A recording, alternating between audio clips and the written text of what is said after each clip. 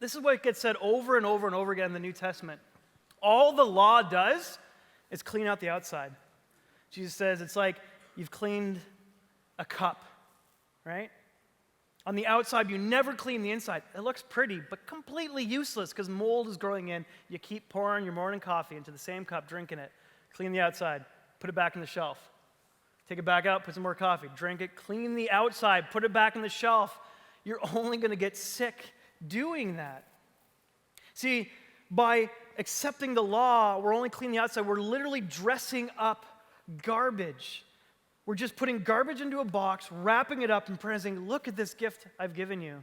Nobody wants that. When Jesus was dealing with the Pharisees, one of the occurrences that he had in his frustration with not only the way that they were living their life, but here's the thing. They were taking that religious mindset, that law, slave-like garbage mindset, and they were putting it on other people. He says, you're so good at tithing your spice rack. They were so good at following every iota of the law. But he says, you're so good, you even tithe your spice rack, but you don't help those who can't help themselves. You're neglecting everybody else. And not only that, you're putting even more pressure on them that you can't even do, and you're wanting them to do. And in one of these occurrences, I presume Jesus is just frustrated.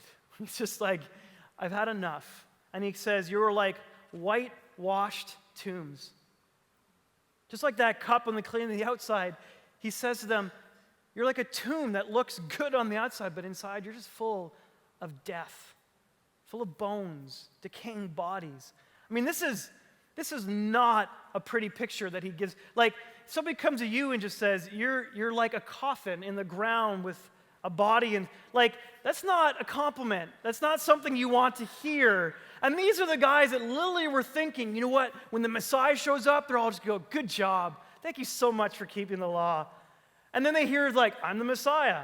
And you're like a coffin full of it with a dead body in it.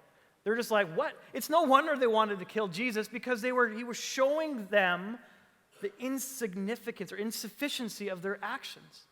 Think about it like this. Us living the law, when I was in one of my practical pastoral classes, we were taken to go to a funeral home, and one of these ideas is we were helping a person walk through tragedy and through hardship and things like that. And we were going around taking the tour, and he's showing us all these things, and we get into the room where they help the couple or the family decide what type of coffin do you want to have for your loved one. So he's going through these different coffins, things like this, and of course, he's so proud, and he gets in front of this coffin. He's like, and this is like the Rolls Royce of our coffins. This is the top of the line. You know, this thing has lifetime warranty. And I'm like, he's like, yeah. I'm like, whose lifetime?